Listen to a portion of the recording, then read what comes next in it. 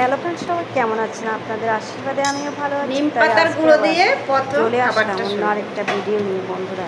নিম পাতার গুঁড়ো আসলে বানাতেই পারছি না, কি হয় বন্ধুরা বলো তো? শরীর অনেক দিন থেকে অসুস্থ, তাই দুপুরে রান্না বান্না শেষ হয়ে গেল। এখন আমরা সবাই খেতে বসেছি।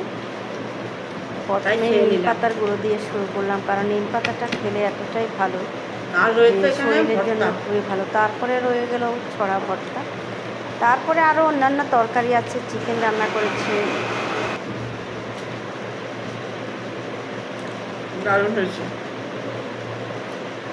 ভর্তাটা দিয়ে অনেক ভাত খেয়ে নেওয়া যাবে। রয়েছে মুরগির মাংস, রয়েছে ভেন্ডি ভাজি, রয়েছে ডালের ভর্তা, রয়েছে ডাল আমড়া দিয়ে, আর এখানে তো রয়েছে ভাত। আজকে রান্না এগুলোই রয়েছে বন্ধুরা। হ্যালো ফ্রেন্ডস, সবাই কেমন আছেন? আপনাদের আশীর্বাদে আমিও ভালো আছি। তো আজকে রান্নাটা চিকেন রান্না করব, একটু ভিন্ন ধর্মীয় চিকেনটা রান্না করব। এভাবে রান্না করলে আসলে অনেক টেস্টি হয়, অনেক দারুণ লাগে খেতে। তাই অনেকে অনেকভাবে রান্না করে, কিন্তু এই রান্নাটা আপনারা খেয়ে দেখবেন বন্ধুরা, আসলেই খুবই মজাদার হয়। তো প্রথমে আদা বাটা, রসুন বাটা, জিরে বাটা, হলুদের গুঁড়ো, মরিচের গুঁড়ো, ধনিয়ার গুঁড়ো, এগুলো সব কিছুই একে একে দিয়ে দিলাম। পেঁয়াজ কুচি করে দিয়ে দিলাম,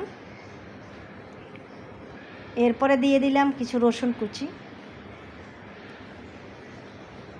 এরপর একটু তেল দিয়ে দিলাম, কিছু হলুদের গুঁড়ো দিয়ে দিলাম। একে একে সব মশলাগুলো দেওয়া হয়ে গেছে। এবার ভালো করে দারচিনি, এলাচি এগুলোকে গোটা গোটা দিয়ে দিলাম। এবার কড়াইতে তেল চাপিয়ে দিলাম, আলুগুলোকে ভালো করে ভেজে উঠিয়ে নেব। তাই ওগুলো ভাজা হচ্ছে, ভাজা হয়ে গেছে। এবার বাটা মশলা দিয়ে দিলাম, বাটা মরিচের মশলাটা দিয়ে দিলাম। এবার তেল চাপিয়ে দিয়েছি, তেলটা সরিষার তেলের উপরেই রান্নাটা হবে, তাই সরিষার তেল গরম হয়ে গেছে। এবার মাংসগুলোকে দিয়ে দিলাম, চিকেনগুলো দিয়ে দিলাম বন্ধুরা। এবার সুন্দরভাবে নেড়ে চেড়ে ভালো করে কষি, তারপরে গরম জল দিয়ে দিলাম। জলটা দেওয়া হয়ে গেছে, এবার টকবক করে ফুটবে, অনেক টাইম ধরে ফুটবে। ফুটার পরেই রান্নাটা হয়ে যাবে। তা এই পর্যন্তই আজকের ভিডিও, আবার অন্য কোনো ভিডিওতে দেখা হবে। রান্না হয়ে গেল, চিকেন রান্না, ঝাল ঝাল চিকেন রান্না হয়ে গেল।